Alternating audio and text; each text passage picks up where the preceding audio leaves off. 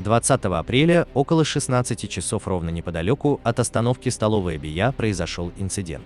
На мимо проходящих студенток напала свора бесхозных собак. В результате нападения одна из них получила укус на левую голень, рассказала в сообществе телеграм-канала Софья. Отмечается, что собаки не были чипированы и без ошейников. За минуту до этого собаки нападали и на других мимо проходящих людей. Это просто ужас. Что происходит на улицах Барнаула? Куда смотрит администрация города? Добавила она.